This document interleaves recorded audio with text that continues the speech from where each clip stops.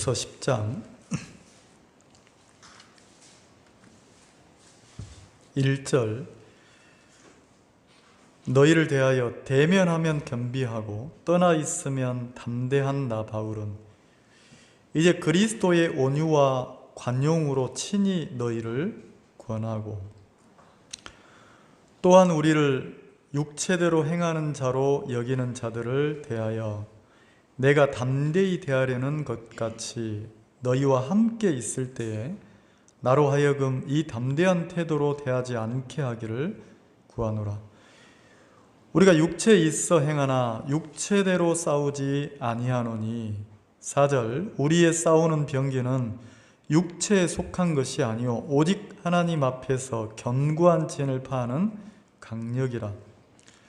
모든 이론을 파하며 하나님 아는 것을 대적하여 높아진 것을 다 파하고 모든 생각을 사로잡아 그리스도에게 복종케 하니 너희의 복종이 온전히 될 때에 모든 복종치 않은 것을 벌하려고 예비하는 중에 있노라. 너희는 외모만 보는도다. 만일 사람이 자기가 그리스도에게 속한 줄을 믿을진대 자기가 그리스도에게 속한 것 같이 우리도 그러한 줄을 자기 속으로 다시 생각할 것이라. 주께서 주신 권세는 너희를 파하려고 하신 것이 아니요 세우려고 하신 것이니 내가 이에 대하여 지나치게 자랑하여도 부끄럽지 아니하리라. 이는 내가 편지들로 너희를 놀라게 하려는 것 같이 생각지 않게 함이니 10절 저희 말이 그 편지들은 중하고 힘이 있으나 그 몸으로 대할 때에는 약하고 말이 시원치 않다 하니 이런 사람들은 우리가 떠나 있을 때의 편지들로 말하는 자가 어떠한 자이면 함께 있을 때 행하는 자도 그와 같은 자인 줄 알라. 12절 13절을 같이 읽겠습니다. 시작. 우리가 어떤 자기를 칭찬하는 자로 더불어 감히 짝하며 비교할 수 없노라.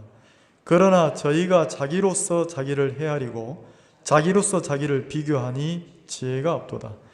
그러나 우리는 분량바꿔 자랑을 하지 않고 오직 하나님이 우리에게 분량으로 나눠주신 그 분량의 한계를 따라 하노니 곧 너희에게까지 이른 것이라. 13절까지 읽었습니다.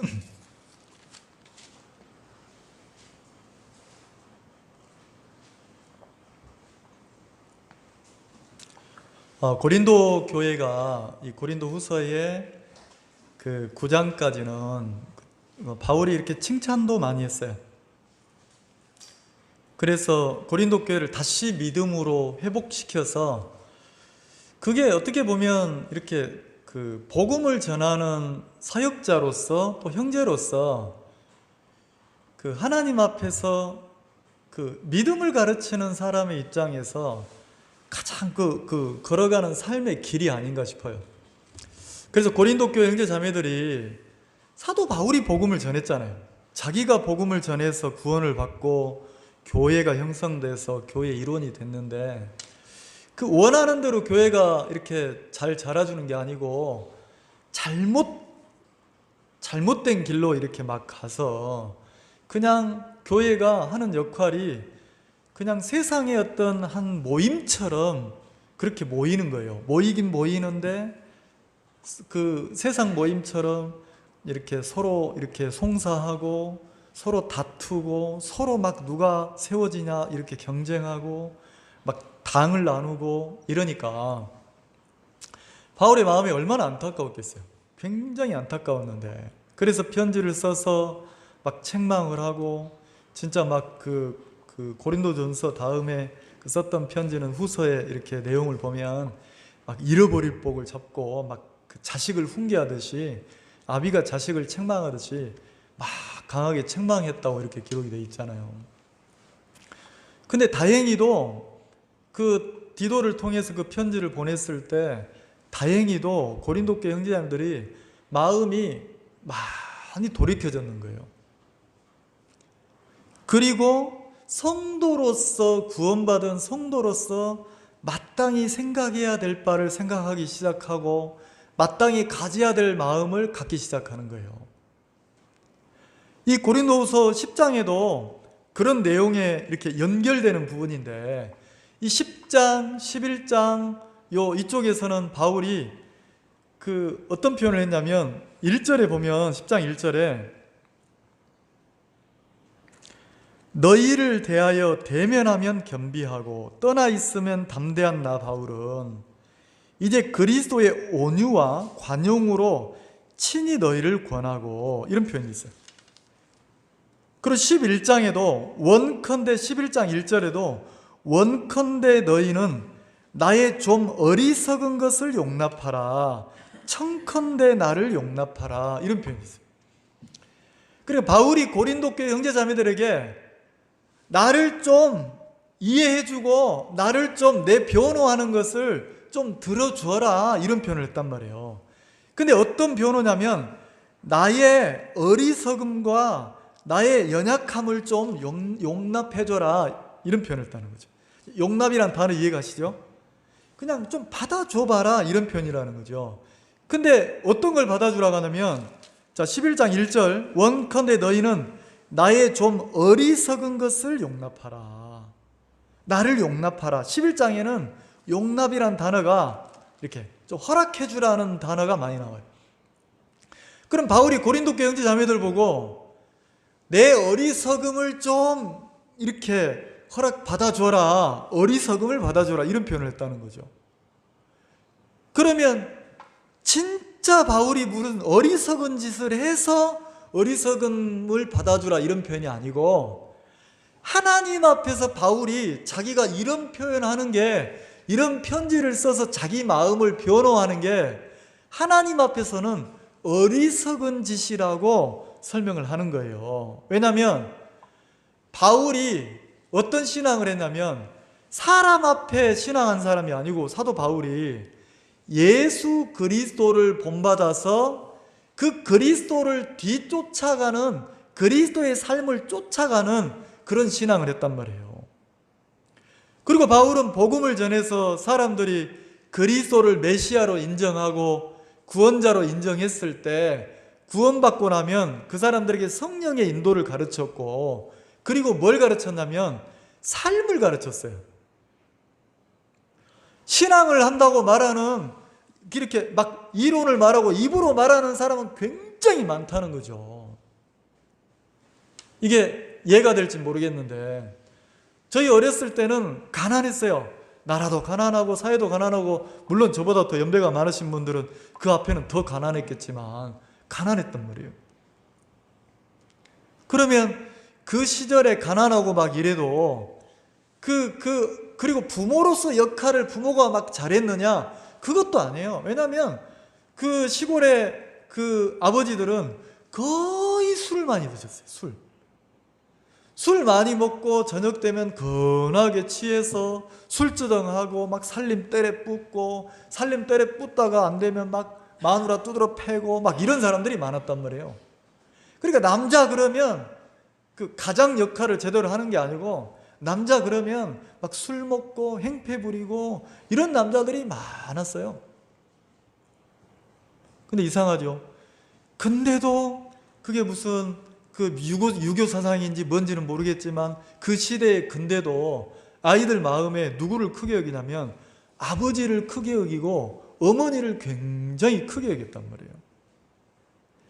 그래서 저도 이해가 안 가는 게, 지금 내 생각에 진짜 이해가 안 가는 게 하나가 있어요. 뭐가 이해가 안 가냐면, 가마솥에다가 밥을 할 때 꽁보리밥을 하잖아요. 꽁보리밥 압니까? 완전히 생 보리만 해서 밥을 한단 말이에요. 근데 쌀이 귀하니까 쌀만 한 종지를 따로 씻어가지고 쌀을 이렇게 밥그릇에 담아 놓는 거예요. 그리고 보리밥을 이렇게 가마솥에 안치고 나서 그 쌀만 흩어지지 않게 살짝 보리밥 위에다가 싹 놓아가지고 밥을 하는 거예요. 그리고 그 밥이 되고 나면 그 쌀밥을 퍼가지고 누구를 주냐면 아버지를 주는 거예요. 아버지. 그러면 그 아무리 잘 떠도 보리밥 위에다가 쌀을 올려서 밥을 하니까 쌀만 싹 떠도 보리밥 그 표면에 쌀이 몇 개가 붙어 있어요? 붙어 있잖아요. 그거는 다 져가지고 이제 온 가족이 먹는 거고, 쌀밥은 누가 먹냐면 아버지가 먹는 거예요. 그리고 계란 후라이 이런 단어가 아니고, 계란을 이렇게 밥할 때 계란을 풀어가지고 그 밥그릇에다 계란을 싹 밥하는데 놓으면 그게 계란찜이 돼요. 그러면 그 쌀밥하고 계란찜은 누가 먹냐면 똑같이 한 밥상에서 밥을 먹는데 누가 먹냐면 아버지 거예요. 그건 아무도 못 건드려요. 그 동물의 세계 무슨 수사자 무슨 왕처럼 그 특별 대접을 한 거 아버지. 그러니까 한 가정의 그 가장인 아버지는 특별 대우를 하는 거예요. 어머니도 아들들도 딸들도 아버지 그러면 아버지의 권위 있고 아버지를 존중한다는 거죠. 그럼 그걸 희한하죠. 그 밥을 쌀밥을 주면 누가 먹냐면 아버지 혼자서 먹는 거예요. 계란찜도 아버지 혼자서 먹는 거예요. 근데 이제 먹다가 마음이 아프니까 걸리셨나 보죠. 그럼 항상 누구를 주냐면 쌀밥을 남겨서 막내를 주는 거예요. 제가 이제 그 쌀밥을 얻어먹고 컸거든요. 근데 내가 어른이 돼서 아버지가 돼보니까 나는 그렇게 못하겠는 거예요. 한 상에서 밥을 먹는데 가정이 어려울수록 삶이 어려울수록 내가 내 목구멍으로 이렇게 맛있는 걸 넣기가 쉽습니까? 될 수 있으면 맛있는 걸 내 새끼한테 먹이고 싶습니까? 자식한테 먹이고 싶잖아요.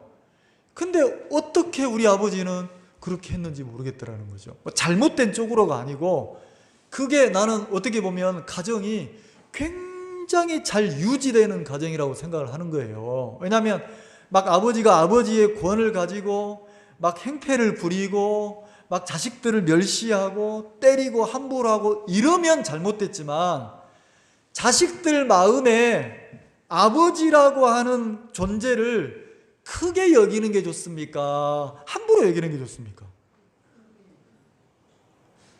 아버지를 크게 여기고 존경하면 존경할수록 그 집안이 아주 질서 있고 좋다는 거예요. 근데 옛날에는 그랬어요. 옛날에는 아버지의 권위 가정에 있었단 말이에요. 그래서 어떻게 했냐면 아버지가 수저를 들기 전에는 밥숟가락을 못 드는 거예요. 누가 먼저 들어야 됩니까? 아버지가 숟가락을 들어야 우리도 들 수 있는 거예요. 그러면 우리가 그런 권을 세우자 이걸 말하는 게 아니고, 자, 작은 가정에도 질서가 필요합니까? 안 필요합니까? 근데 질서가 무너지면 굉장히 좋은 것처럼 보이지만 질서가 무너지면 요즘 가정이 되는 거예요. 핵가족. 자, 요즘 가정이 되니까 어떻게 합니까? 저희 어릴 때는 명절이 되면 설날이 되면 동네 집집마다 어른이 있는 집에 다 찾아가서 세배를 했어요. 동네 어른들이 있으면 그 집에 가서 다 세배를 해야 되는 거예요. 그렇게 해야 되는 줄 알았고 그렇게 했어요. 근데 요즘 설날 되면 세배하러 다닙니까? 안 다니잖아요. 그러면 뭐 세배를 하자 이 말을 하는 게 아니고 어떤 질서나 권위가 굉장히 많이 무너졌다는 거예요. 핵가족화가 되면서. 그래서 이제는 누가 가장 크냐면 아이들이 가장 집안에서 권위가 있는 거예요. 그리고 엄마나 아빠는 그냥 나를 위해서 필요한 것을 공급하는 존재로 전락이 됐다는 거죠. 죄송합니다. 이런 표현해서 좀 죄송한데 요즘은 이렇게 잘 사는 시대가 되니까 애완동물을 많이 키우잖아요. 애완동물.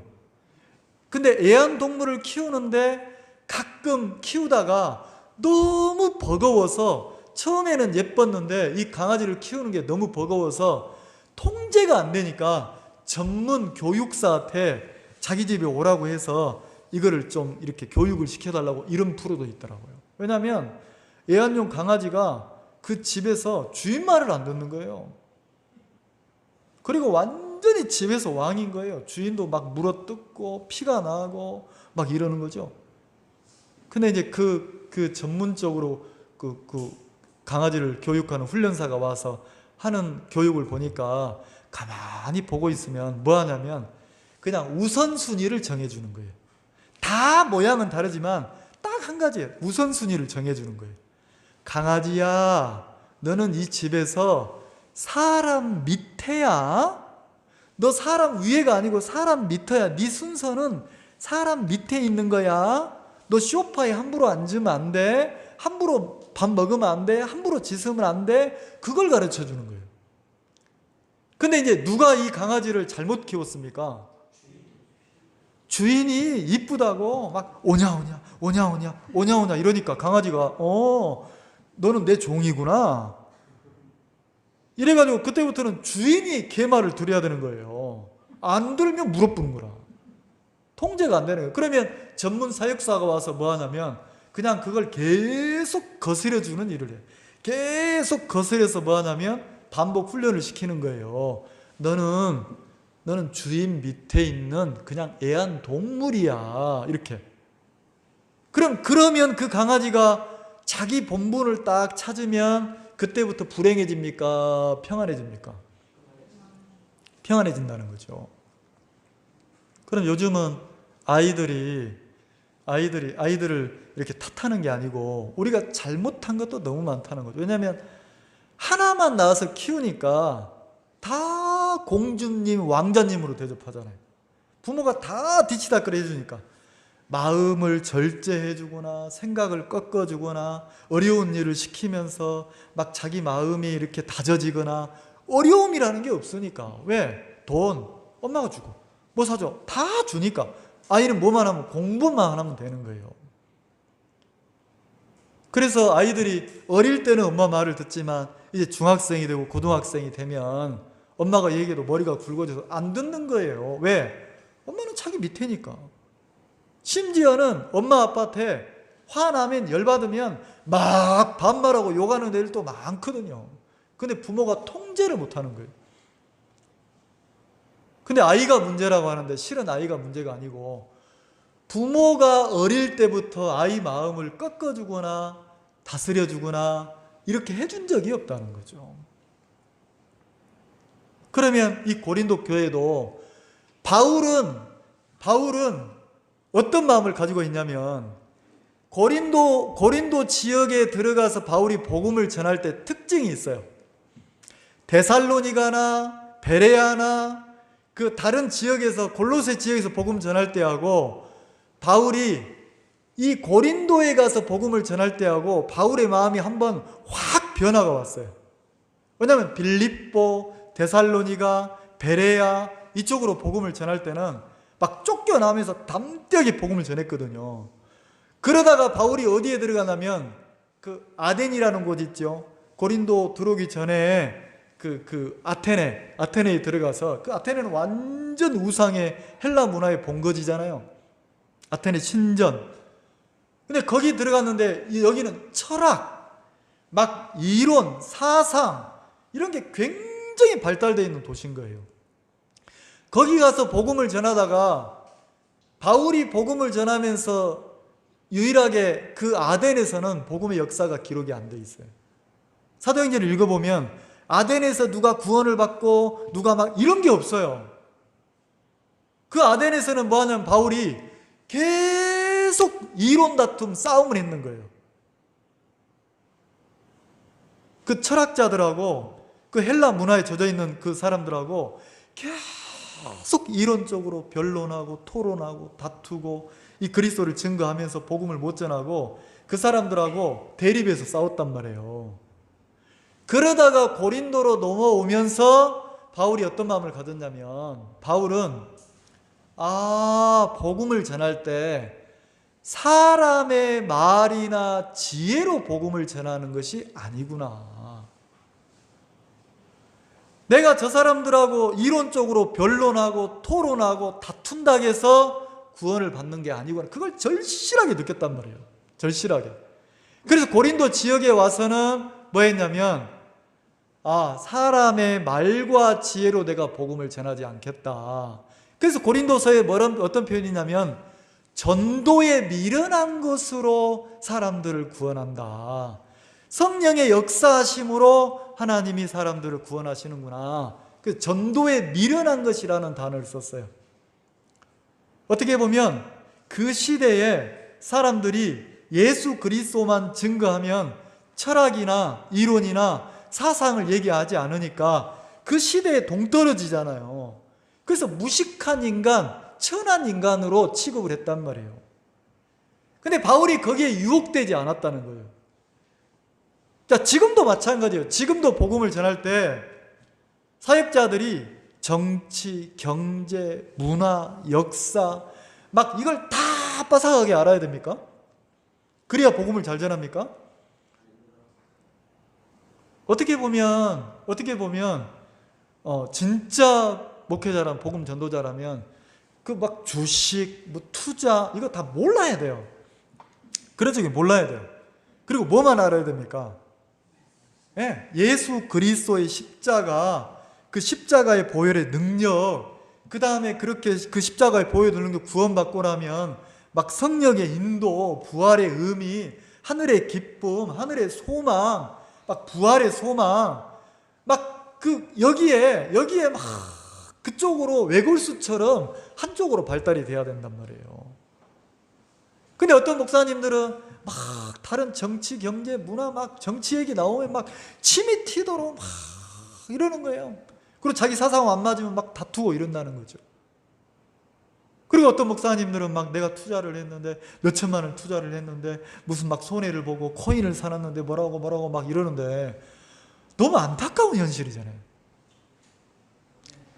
그래서 바울도 그 아테네에 갔을 때까지는 그렇게 막 다투고 분쟁하고 막 그들과 했어요. 그러면 그렇게 논쟁을 하면 바울이 밀립니까? 절대 안 밀려요. 지식이나 이론에서 딸리는 사람이 아니란 말이에요. 근데 바울이 마음에 딱 한 가지 느낀 게 뭐냐면 복음이 안 전해지는 거예요. 사람들이 구원받는 역사가 안 일어나는 거예요. 그래서 사도행전 읽어보면 아덴에서는 구원의 역사가 없었어요.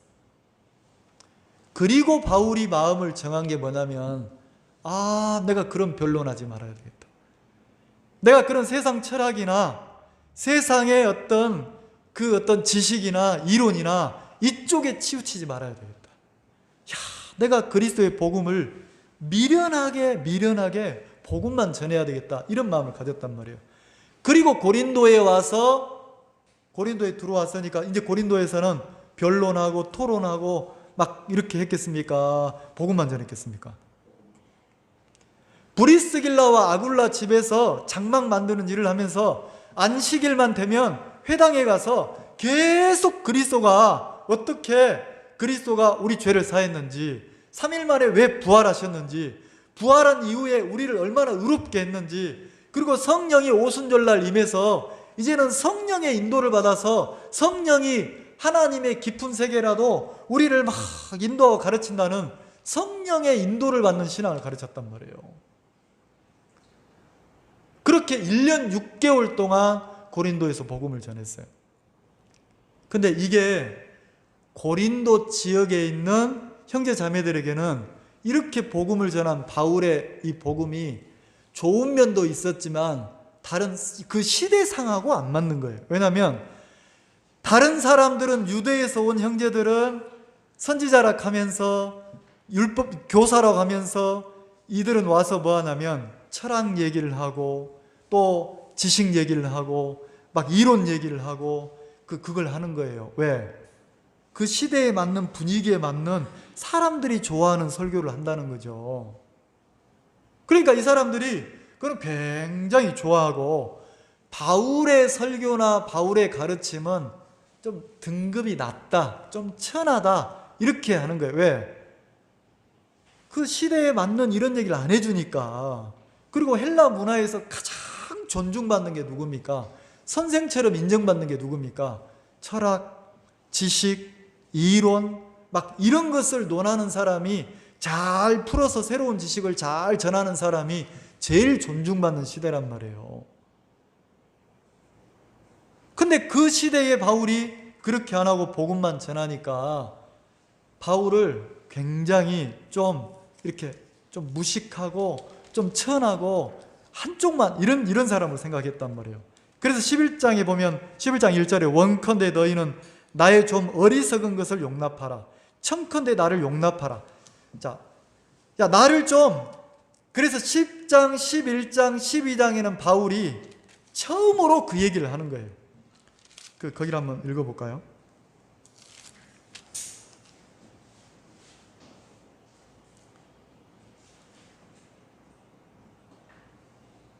자, 11장 참고로 11장 22절 한번 찾아보실래요?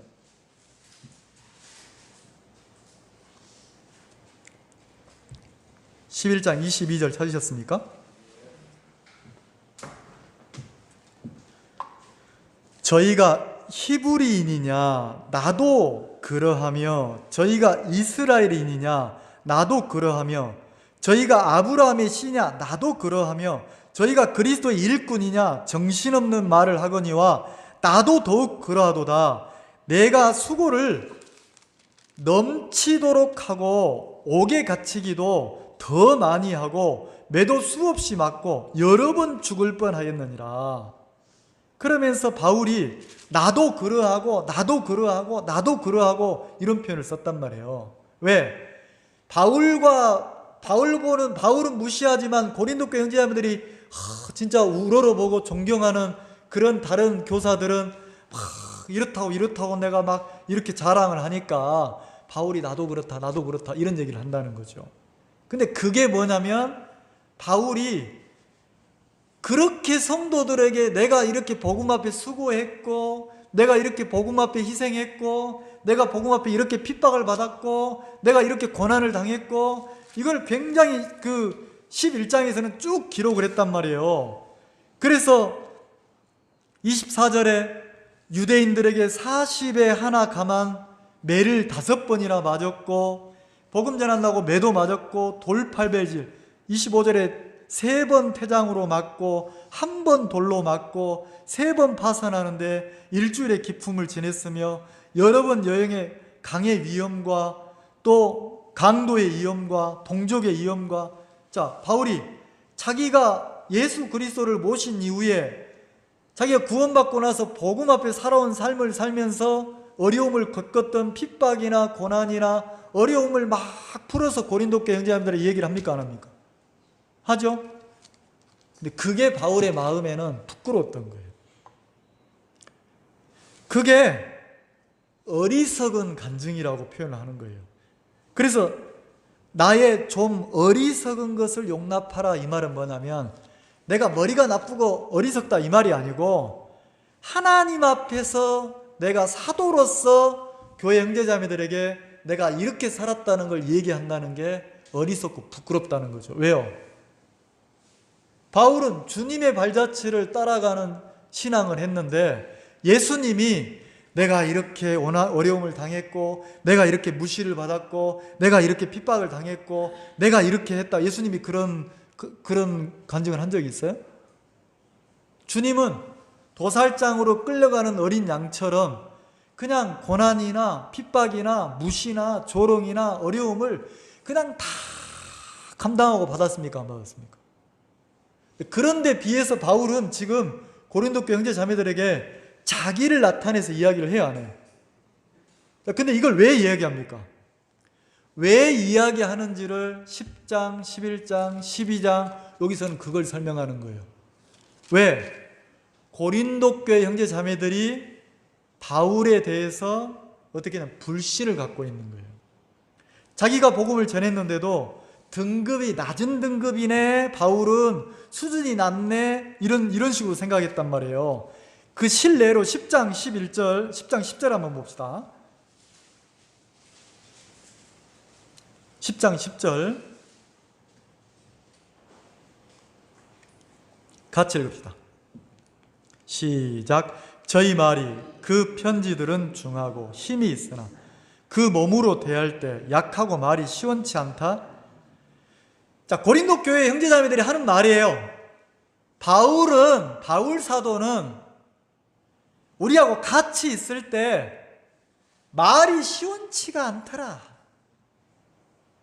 좀 시원해야 되는데 말이 시원치가 않아.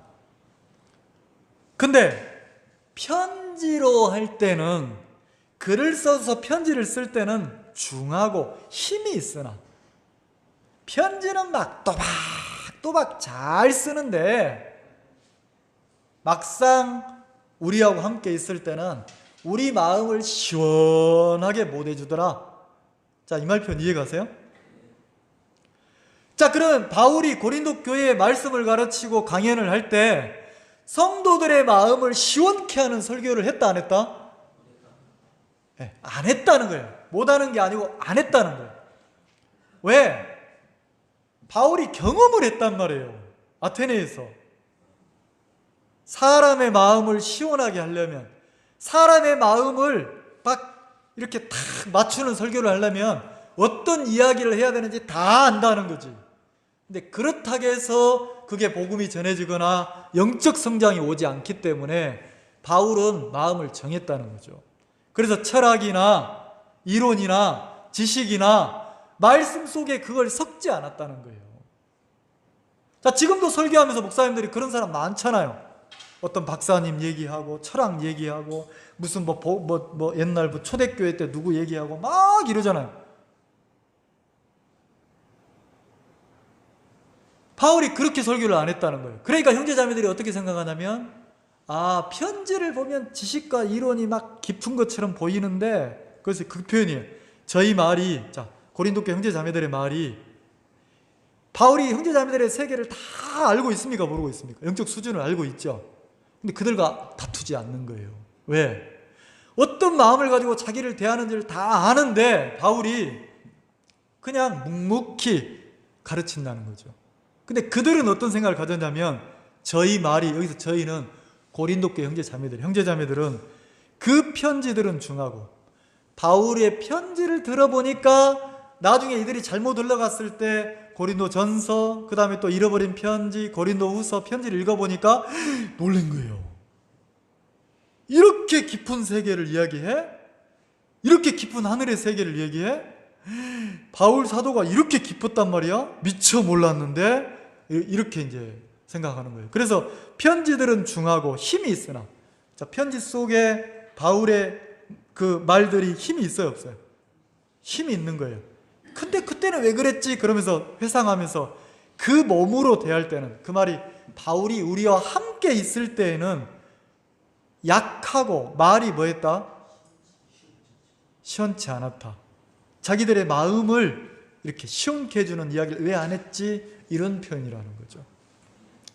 그 11장 6절에도 같이 한번 읽어봅시다. 11장 6절 시작. 내가 비록 말에는 조라나 지식에는 그렇지 아니하니 이것을 우리가 모든 사람 가운데서 모든 일로 너희에게 나타내오노라. 자, 바울이 고린도교회 형제, 그래 좋다, 그래 너희들이 말하는 대로 내가 말은 좀 시원하게 못하는지 인정한다, 그렇게 얘기를 해줬단 말이에요. 그러면서 내가 비록 말에는 조라나 지식은, 그리스도를 아는 지식에는 그렇지 아니하니, 이렇게 표현을 했다는 거죠. 그러면 실제 바울이 말에 조란 게 아니고 그리스도를 아는 지식에 굉장히 깊이가 있었습니까? 없었습니까? 그럼 지식이, 말이라는 건요, 지식이 깊어야지 깊은 말을 할 수 있는 거예요. 마음의 세계가 깊지 못하면 얇은 얘기를 할 수밖에 없다는 거죠. 그래서 그리스도의 세계에 굉장히 바울이 깊었기 때문에 이렇게 오히려 그 사람들의 마음을 맞추고 이런 설교를 하지 않았다는 거죠. 그래서 바울이 이 고린도 10장, 11장, 12장에서는 바울이 뭐도 말하냐면, 자, 10장 8절 한번 보세요. 10장 8절에 7절부터 한번 읽어볼까요? 7절부터. 너희는 외모만 보는도다. 자, 고린도교 형제자매들이 뭐만 본다고요? 외모만. 그러니까 다른 교사들은 와서, 고린도 교회 지역에 와서 다른 사람들은 다른 형제들은 말씀을 강론한다고 보니까 어때요? 외모. 여기서 외모는 잘생겼냐 못생겼냐 외모가 아니고 설교, 강론의 외모예요. 강론의 외모를 보니까 다른 형제들은 철학을 얘기하고 막 지혜를 얘기하고 그 시대의 새로운 지식을 얘기하고, 그러니까 누가 봐도 이야 똑똑하네, 이야 많이 아네. 자, 지금도 자, 만약에 제가 이런 설교를 안 하고 만약에 내가 막 그 신학서적 찾아가지고 막 뭐 칼빈 신학이니 뭐 이런 거 막 조직 신앙이니 이걸 찾아가지고 뭐 철학자 누구가 칸트가 누구가 막 이런 얘기를 여러분이 못 알아듣는 이야기를 좀 섞어서 하면 여러분이 못 알아듣는 사람들 얘기하면서 막 얘기하면 여러분 마음에 무슨 마음을 갖습니까? 아, 또 우리 목사님 대단하네. 칸트를 알아? 칼빈을 알아? 이야. 지금도 그래서 그렇게 설교하는 사람들 많아요. 근데 그게 무슨 의미가 있냐는 거죠. 교회의 영적 성장에 무슨 의미가 있냐는 거죠. 그래서 여기 보면 너희는 외모만 모르다. 자, 고린도 형제자매들이 누구를 좋아했어요? 그 시대의 지식, 철학, 막 그 어떤 그런 것을 막 강론하는 그런 어떤 교사들을 굉장히 좋아했다는 거죠. 만일 사람이 자기가 그리스도에게 속한 줄 믿을진데, 자, 그 사람들이 그리스도에게 속았다 하면서 막 그렇게 얘기하는데 자기가 그리스도에 속한 것 같이, 자, 우리도 그 사람들의 강의나 강론을 듣고 나면 사도 바울이나 바울에게 속해서 복음을 전하는 사람들이 무식하고 천하고 없어 보이는 것처럼 멸시하는데, 바울은 그 사람들이 진짜 그리스도에게 속해서 하나님의 사람이라면 그 설교나 그 강론을 듣고 나면 다른 사람을 무시해야 되는 게 아니고 복음 앞에 사는 그리스도에게 속한, 우리는 그리스도에게 속한 신앙을 한다, 나는 그리스도에게 속한 설교를 한다, 이 표현이란 말이에요. 그럼 그 사람들의 가르침이나 설교가, 외모를 자랑하는 그 사람들의 설교가 진짜 그리스도에게 속한 설교라면, 내가 그리스도에게 속했는데 그러면 그리스도에게 속한 우리도 귀하고 소중하게 볼 건데 왜 너희들이 그 설교를 듣고 나서 우리를 멸시하고 천대하냐, 이 소리란 말이에요. 믿을진데 자기가 그리스도에게 속한 것 같이 우리도 그러한 줄을 자기 속으로 다시 생각할 것이라. 자, 너희가 다시 생각해야 될 거다. 자, 그렇다면 역으로 말한다면 그리스도 앞에, 예수님 앞에 그 발자취를 쫓아가는 사도 바울, 만약에 그 교사들의 강연을 듣고 나서 진짜 그리스도에게 속한 참된 강연이었다면, 참된 가르침이었다면 진짜 그리스도 앞에 살아가는 바울을 귀하게 여깁니까? 천하게 여깁니까? 귀하게 여겼을 거라는 거죠. 그렇지 않는 거 보니까 역술적인 표현인데, 그 사람들이 진짜 그리스도에게 속한 자라면 우리도 그리스도에게 속한 것 같이 우리도 그렇게 너희들이 인정해 줄 것이다. 근데 그렇게 안 했다는 거죠. 그래서 8절에 주께서 주신 권세는 너희를 파하려고 하신 것이 아니라, 자, 바울이 뭔 얘기를 하냐면 고린도 교회 권세 얘기해요. 권세. 내가 너희들에게 이 말할 자격 있다. 나는 너희들을 책망할 그런 권위 있다. 사도로서 내가 권위 하나님이 준 게 있다. 자, 한 집안에서 아버지의 권위 있어요, 없어요? 자, 어머니의 권위 있어요, 없어요? 자, 만약에 엄마가 엄마의 권을 잃어버리면 어린 아이를 정상적으로 키울 수 있습니까, 없습니까? 없어요. 내 아이가 잘못된 것을 잘못하면 다치는데 막 가위를 가지고 논다 하면 엄마가 안 돼 그러잖아요. 안 돼. 그래도 계속 달라고 하면 뭐라고 합니까? 달래보죠. 그래도 달라고 하면요, 그때는 엄마의 권을 써야 안 써요? 엄마가 안 된다고 했잖아. 한 번만 더 그러면 혼나? 누구를 위해서 권을 씁니까? 아이를 위해서. 만약에 엄마가 엄마의 권을 잃어버리면 아이가 하고 싶은 대로 마음대로 놔두면 아이가 정상적으로 자라는 게 아니고 아이한테 굉장히 해롭다는 거죠. 그럼 여기서 말하는, 자, 8절에 주께서 주신 권세를 너희를 파하려고 하신 것이 아니오. 나도 권위 있는데 고린도 교회 바울이 권을 쓰지 않는 거, 막 여러분들을 막 책망하고 꾸중하고 이러면서 팍 깨뜨리려고 한 게 아니고 뭐 하려고 권세를 줬다고 합니까? 세우려고 하신 것이니 내가 이에 대하여 지나치게 자랑하여도 부끄럽지 아니하니라. 자, 바울은 하나님이 주신 권세를, 바울은 하나님이 주신 권세를 다 썼습니까? 안 썼습니까? 그럼 찾아볼까요? 고린도서 1장.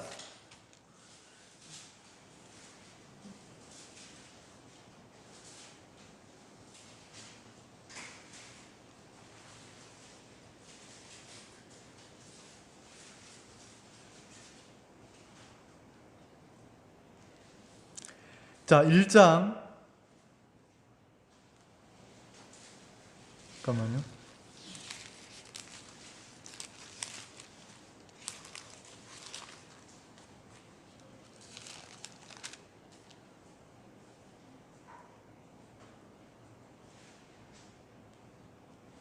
자, 고린도 후서 1장입니다. 죄송합니다. 후서 1장 24절 한번 봅시다.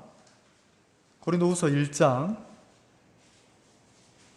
자, 사도 바울이 고린도 교회 형제자매들에게 어떤 얘기를 했냐면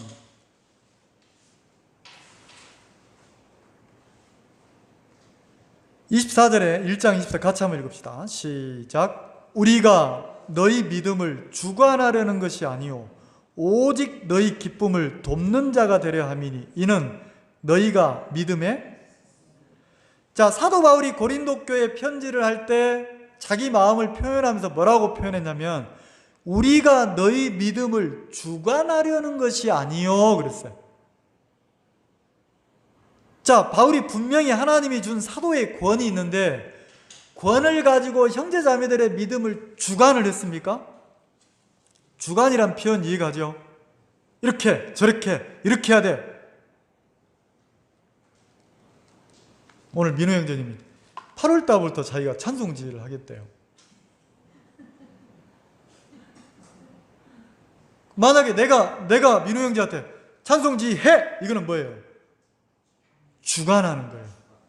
근데 교회 안에 찬송지휘라는 직분도 있고 말씀이라는 직분도 있고 또 주방에서 봉사하는 직분도 있고 막 재정이라는 직분, 여러 가지 직분이 있잖아요. 굉장히 귀한 직분이라는 거죠.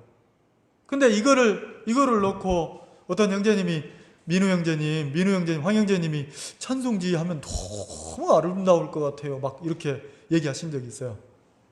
그리고 이제 기도해 보라겠단 말이에요. 근데 오늘 물어보니까 그 황 형제님이 제가 8월 달부터 한번 부족하지만 해보겠습니다. 그러는 거예요. 그 제가 그랬어요. 그 직분은 굉장히 귀한 직분인데 그 찬송 지휘를 하면서 일을 했다가 아니고 황 형제님이 찬송 지휘를 하면서 하나님 앞에 막 은혜를 많이 입으셨으면 좋겠습니다. 내가 이랬다는 거죠. 자, 이게 뭡니까? 주관입니까? 돕는 겁니까? 이 말 이해가세요? 그럼 화형제뿐만 아니라 여러분들이 무슨 교회 안에 직분을 맡았다 그러면 그거는 내가 무슨 이렇게 그 직분을 통해서 내가 하나님 앞에 은혜를 입고 깊어지는 된다는 거죠. 그럼 바울은 형제자매들을 주관하려고 하지 않았다는 거예요. 그럼 주관하는 게 아니고 뭐 한다고 했어요? 돕는 자가 되려 함이라. 돕는 자가 되려 함이라. 더 형제자매들이 하나님 앞에 더 신앙이 깊어지고 그 사람이 막 신앙이 깊어져서 기쁨도 이 세상의 기쁨이 아니라 하늘의 기쁨을 누리고 하늘의 소망을 두고 막 하늘을 막 바라보는 그런 어떤 믿음, 신앙, 거듭난 그리스도인이 누리는 행복을 막 누릴 수 있도록 돕는 자가 되고 싶었다는 거죠. 돕는 자.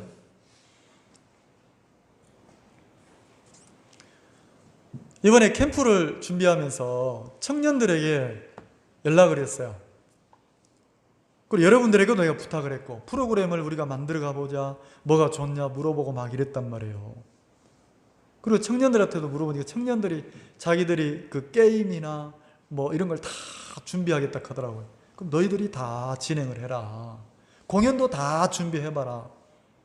자기들끼리 카톡방을 묶어가지고 캠프를 자기들이 막 걱정하고 막 이렇게 준비하고 생각하고 나한테 막 전화 와가지고 목사님 이건 어때요? 저건 어때요? 막 너들이 알아서 해. 너들이 마음대로 해.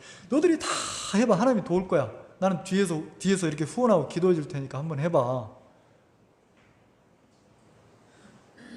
진짜 나는 그 청년들이 진행부라고 써놨어요. 진행부 청년들 해가지고 청년들이 막 행사를 기도하고 준비하고 생각하고 막 이러니까 나는 뒤에서 돕는 역할만 하고 그들이 하나님 앞에서 한 발 한 발 걸어가 보기를 기도한다는 거죠.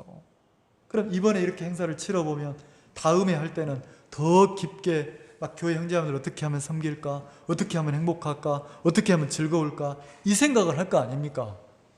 청년들이 그랬던 청년들 아니란 말이에요. 어떻게 하면 여행 갈까? 어떻게 하면 술 한잔 할까? 어떻게 하면 놀까? 맨날 이 계획 세우다가 이제 교회의 어떤 일들 앞에 막 마음을 쏟는다는 거죠. 자, 돕는다는 표현 이해가시죠? 자, 그리고 다시 본문에 돌아와 봅시다. 그래서 고린도 후서 10장 8절에는 주께서 주신 권세. 자, 바울이 그 권세를 다 썼습니까? 안 썼습니까? 권을 다 안 썼다는 거죠. 그리고 뭐 했냐면 유순한 자가 돼서 어린아이를 유모가 돌보듯이 형제자매들을 돌보면서 막 섬기고 돕는 일을 했다는 거죠.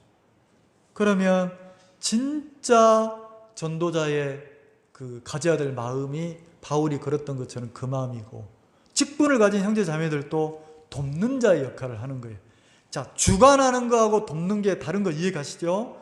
주관은 내가 생각하면 그 생각대로 나는 이번에 이랬으면 좋겠습니다. 그러면 이쪽으로 막 끌어오는 게 주관이에요.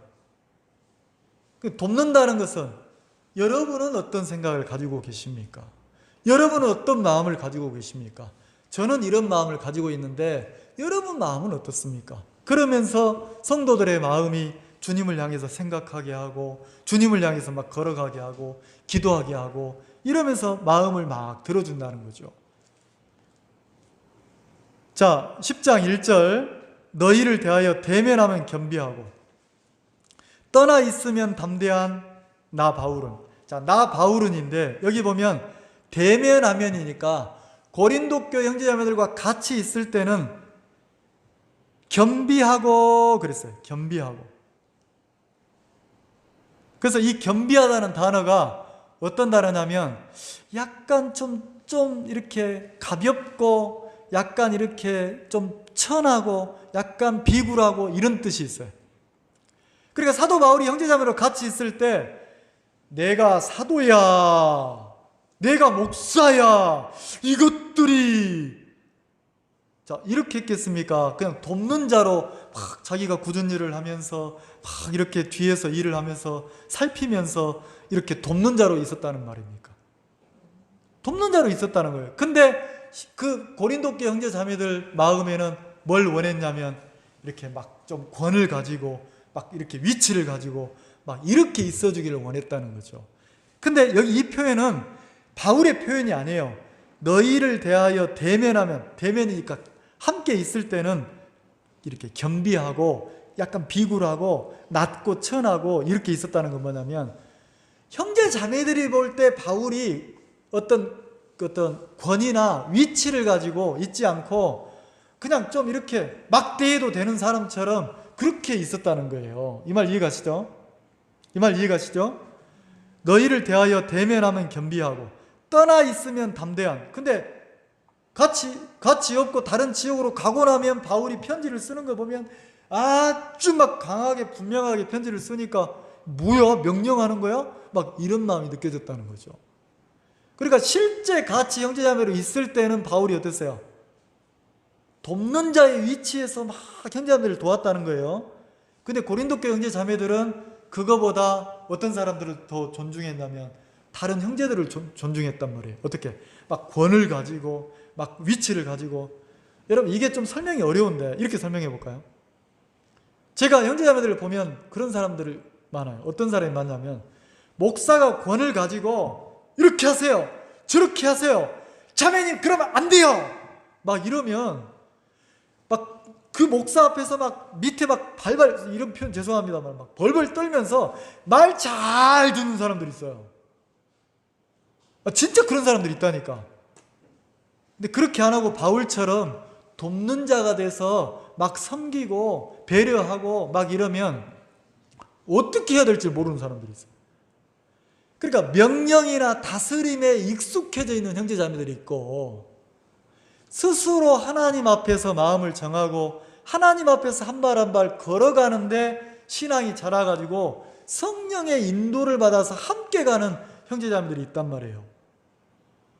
근데 영적인 세계에 눈이 안 뜨이면 뭐가 좋습니까? 권을 가지고 강하게 이끌어주고 명령하고 이런 사람을 굉장히 좋아한단 말이에요. 굉장히 좋아해요. 근데 양면성이 있어요. 목회자가 권을 가지고 막 이끌어가고 명령하고 이러면 잘 돌아가요. 근데 반대로 성령의 인도를 배우는 데는 너무 더딘 거예요. 나나 여러분이나 옛날 얘기는 좀 그렇지만 옛날에 막 사역자 권을 가지고 명령하고 지시하고 이런 데 있어 봤잖아요. 그때는 어떻게 합니까? 내가 성령의 인도를 받을 겨를이 있어요, 없어요? 없어요. 근데 막 단내 나도록 명령이 막 내려와요, 안 내려와요? 근데도 단내 나는 대로 꼬박꼬박 해야 안 해요? 하죠? 그러다가 우리 교회 오니까 명령하는 게 있어요, 없어요? 없잖아요.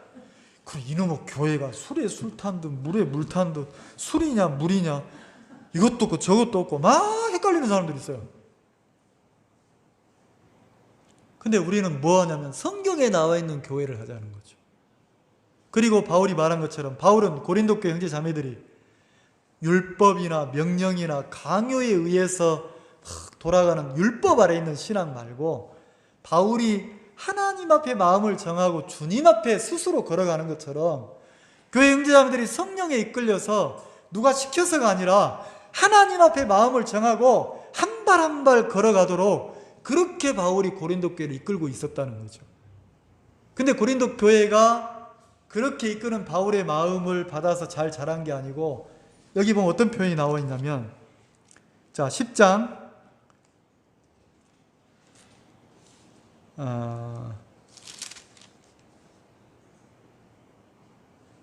자 11장 그 표현 한번 봅시다. 11장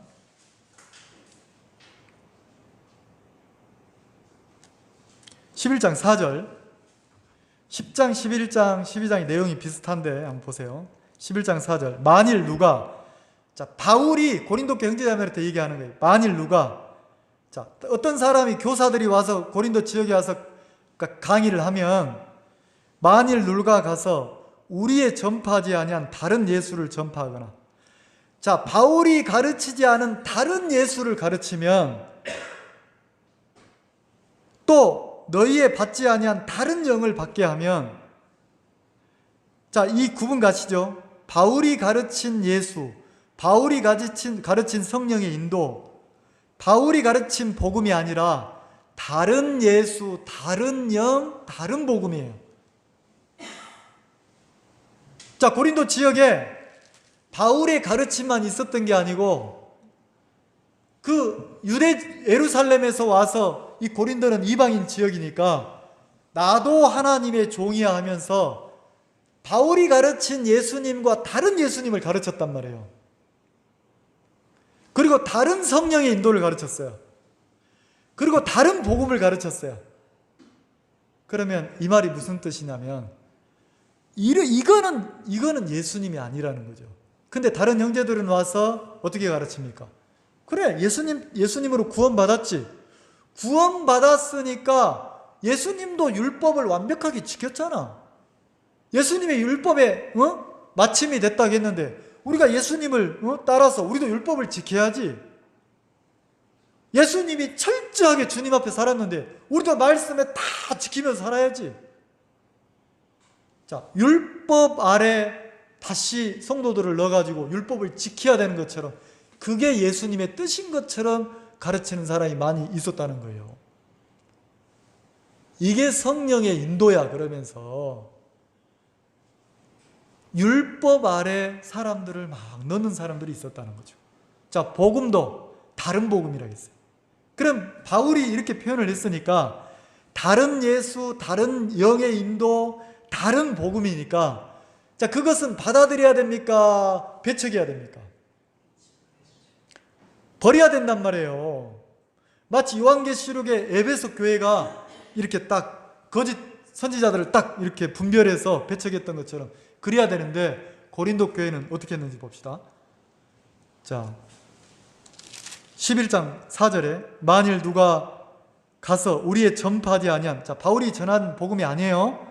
바울이 가르친 예수가 아닌데 그 예수를 전파하고 우리가 가르치지 않는 다른 영을 가르치고 우리가 전하지 않는 다른 복음을 전할 때에, 자, 마지막 부분에 뭐라 하겠습니까? 너희가 잘, 자, 11장 4절에 너희가 잘 뭐 한다겠어요? 잘 받아들였다는 거예요. 잘 받아들였다는 거예요. 그러니까 기가 막힐 노릇 아닙니까? 바울의 입장에서는 억장이 무너질 일이 아니냐는 거예요. 성령의 인도를 받는 신앙을 가르치고 싶었는데 완전히 다시 구원받았다 하면서 예수님이 구주라 하면서 예수님을 섬긴다 하면서 완전히 율법 아래로 들어가 있는 거예요. 잘 용납하는구나 이랬단 말이에요. 자, 19절에도 11장 19절에도 너희는 지혜로운 자로서, 자, 너희들이 지혜롭다 하고, 이 지혜로운 자라는 게 인정해 준 게 아니에요. 어떻게 보면 비꼬듯이 바울이 말을 한 거예요. 너희가 신앙 잘한다며, 너희가 주님 앞에 분명히 신앙한다며 지혜롭다며. 그래서 너희가 지혜로운 자로서 어리석은 자들을 기쁘게, 자, 어리석은 자를 기쁘게 뭐 했다고요? 용납하는구나. 자, 바울이 볼 때는 그 교사들이 어리석은 사람들이에요. 성령의 인도가 뭔지를 모르고 그리스도의 인도가 뭔지를 모르는 사람들이에요. 율법 아래 갇혀있는 사람들인데 그 사람의 가르침을 잘 용납했다는 거죠. 20절에도 누가 너희로 종을 삼거나 잡아먹거나 사로잡거나 자고하다 하거나 뺨을 칠지라도, 자, 그 사람들이 와서, 이 표현 이해갑니까? 20절에 종을 삼거나, 반대로 고린도 교회 형제자매들은 그 유대에서 온 형제 교사들이 가르침을 받을 때 자기들은 종이 됐고 그 사람들은 자기 주인 역할을 했단 말이에요. 자, 어떤 교회를 가보면 목사가 주인이야. 그리고 형제자매들은 뭐예요? 종이야. 종이 하신 말씀인데, 그래서 종종종종 이런 교회도 있잖아요. 고린도 교회도 그런 게 있었단 말이에요. 그래서 너희가 지혜롭다 하면서 20절에 누가 너희로 종을 삼거나, 자, 종을 삼았어요. 근데 그 종 삼은 것을 기쁘게 잘 받아들이는 거나 신앙인 것처럼, 사로잡거나 뺨을 칠지라도, 이 표현 이해갑니까? 만약에 내가 황민우 형제한테 내가 황 형제 믿음을 위해서 내가 뺨을 때리는 거야, 내 말 들어야 돼, 착 때렸어. 그거 올바른 가르침입니까? 잘못된 가르침입니까? 이 말 이해가세요? 근데 뺨을 칠지라도 너희가 용납하는도다 그랬어요. 근데 고린도 교회 형제자매들은 그렇게 하니까, 아, 우리를 사랑해서 우리를 위해서 뺨을 때려주는구나, 이렇게 신앙을 배웠단 말이에요. 어제 제가 어떤 분한테 전화를 받았는데, 목사님, 내가 아들, 딸이 있는데요, 자식 키우는 게 참 어려워요. 근데 이번에요, 우리 딸이요, 내가 봐도요, 잘못을 많이 했어요. 근데 우리 아들이요, 동생을요, 말을 해도 안 들으니까 머리를 잡고 확 바닥에 패댕기를 쳤어요. 한 대 두드려 팼어요. 내가 봐도 딸이 잘못하고 있더라고요. 나도 막 잡아 죽이고 싶더라고요. 근데 저는 그 전화 받을 때 좀 너무 마음이 아팠거든요. 딸이 막 바락바락 소리를 지른다는 거죠. 왜 바락바락 소리를 지르겠어요? 여러분, 최후의 바락이란 말 압니까? 최후의 바락? 막 시장바닥에서 남편 잃고 혼자 장사하는데 이 남편도 없는 년이 이러면 그때는 막 팔 걷어버리고 옷 벗어버리고, 그래 이 새끼야, 나 남편 없다, 이 새끼야, 이년아, 네가 남편을 도와줘 이 자식아, 막 이런 거 아세요? 최후의 바락이라고 아세요? 이게 최후의 발악이거든요. 그럼 딸이 왜 막 소리를 지르겠어요? 너무 지금 힘들다는 거잖아요. 너무 막 고통스럽다는 거죠. 왜요? 엄마도 오빠도 누구도 자기 마음을 이해해 주는 사람이 있어 없어? 없어. 그럼 뭐만 있어요? 막 자기도 모르는 막 눌려오는 강압이 있다는 소리예요. 잘해준다 하면서 내가 너를 위한다면서 머리를 잡고 확 뽑아버려. 위하는 겁니까? 지금 강압으로 무시하는 겁니까? 이거 진짜 무서운 거거든요. 그거 사라지지 않으면 그 딸은요 계속 고통스러워하는 거예요. 내가 누구를 위한다면서 함부로 하는 거 진짜 잘못된 거란 말이에요. 내가 화영재를 위한다 하면서 뺨을 때리면 돼야 안 돼요?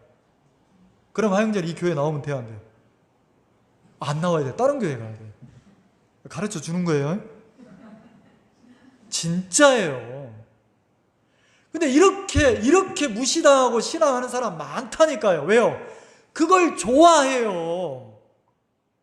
내가 너희를 위해서 지금 책망하는 거야. 내가 너를 위해서, 물론 꾸중도 있고 책망도 있지만 바울은 돕는 자로 섬기면서 그렇게 했지, 세우려고 했지, 막 인격을 무시하면서 이러지 않았단 말이에요. 진짜 잘못된 거란 말이에요. 제가 그 자매님에게 전에도 한번 교제했거든요. 절대로 그렇게 하지 마세요. 근데 이번에 전화를 받는데 나는 좀 가슴이 아팠어요. 이 자매님 마음에 안타까운 마음도 있지만 딸이 잘못되면 그렇게 해도 된다는 그런 생각이 있는 거예요. 그리고 그 오빠도 지금 2번째거든요. 그러면 2번, 3번 하면 한 번 손대기가 어렵지, 한 번 손대고 나면 그 다음에 쉬워요, 안 쉬워요? 두려워해야 돼요. 나중에 결혼하면요 자기 아내도 때릴 수 있어요. 자기 자식도 때릴 수 있어요. 왜요? 말 안 들 때는 때려보니까 말을 들으면 그 방법을 써보니까 통하거든요. 근데 그게요 동생한테 통할지 몰라도 요즘 아내가 맞고 사는 사람 어디 있습니까? 당장 이혼하지. 진짜 잘못된 거란 말이에요. 그러면 여기 내용을 보면 고린도 교회가 진짜 잘못된 길로 가고 있는 게 보여요, 안 보여요? 바울은 그런 것들을 잡아주고 싶은 거예요. 근데 고린도 교회 형제자매들은 그걸 용납했단 말이에요. 잘 용납했단 말이에요. 그래서 너무 안타까운 거예요, 바울이. 그래서 바울이 어떻게 했습니까? 결론만 얘기해 봅시다. 결론만 얘기하고 마치겠습니다. 자, 18절, 10장 18절 같이 한번 읽어봅시다. 17절, 18절을 같이 읽겠습니다. 시작. 자랑하는 주 안에서 자랑할지니 옳다 인정함을 받는 자는 자기를 칭찬한 자가 아니요 오직 주께서 칭찬하신 자. 자랑하는 자는 어디에서 자랑하라고요? 주 안에서. 내가 나를 자랑하는 건 너무 무식하고 수준 낮은 거예요.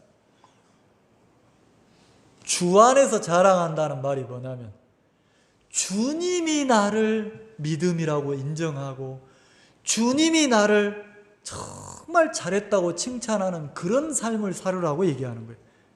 그러면 바울은 성도들이 주님에게 칭찬을 받는 신앙을 하기를 바랬다는 거죠. 그래서 18절에 옳다 인정함을 받는 자는 자기를 칭찬하는 자가 아니요 오직 주께서 칭찬하신 자라. 주께서. 이러면 너무 행복해요. 야, 정영재야, 주님이 나보고 정영재 너 참 잘했다. 어떤 일을 했는데 주님이 야, 김자매야 너 이번에 그 일 참 잘했다. 내가 어떤 믿음으로 부담되지만 결정을 했는데 주님이 야, 황형제야 너 참 잘했다. 자, 누가 칭찬하는 겁니까? 주님이. 그게 신앙이라고 가르치는 거예요. 근데 고린도 교회는요 주님의 칭찬이 아니고 12절부터 보면은 자기로서 자기를 칭찬하고 자기로서 자기를 헤아리고 이런 사람들은 짝하지 말아야 했단 말이에요. 누가 자기를 칭찬하고 누가 자기를 자꾸 평가합니까? 자기가. 주님이 칭찬하는 신앙을 해야 된다는 거죠. 내가 조금 해놓고 내가 잘했다고 그래요. 그런 사람 있잖아요. 내가 해놓고 내가 막 나를 칭찬해. 그거는 어리다는 거예요. 어려워. 주님이 나를 주께서 칭찬받는, 주님으로부터 칭찬받는 신앙을 해라. 그래서 바울이 그렇게 고린도 교회를 막 이렇게 안타까워서 이끌고 있단 말이에요. 자, 그러면 우리도 이 고린도서를 공부하면서, 자, 나도 다른 사람 말고 내가 언제, 지금, 오늘, 지금 주님이 칭찬하는 그런 신앙인으로 한 발 한 발 걸어가면 그게 너무 복되고 아름다운 삶이라는 거죠. 근데 우리는 주님은 온데간데 없고 저 사람이 누가, 이게 너무 많다는 거예요. 그래서 바울이 고린도 교회를, 여러분 좀 이렇게 제가 이렇게 짧은 어떤 마음이지만 이렇게 고린도 교회를 설명해 보니까 바울이 얼마나 고린도 교회를 사랑하는지 알겠죠? 주님이 이 몸된 교회가, 주님이 몸된 교회가 주님의 몸된 교회잖아요. 주님이 똑같아요. 고린도 교회처럼 우리를 사랑하시고 우리가 올바른 신앙인으로 한 발 한 발 걸어가서 영적 성장이 오기를 바란다는 거예요. 기도하겠습니다.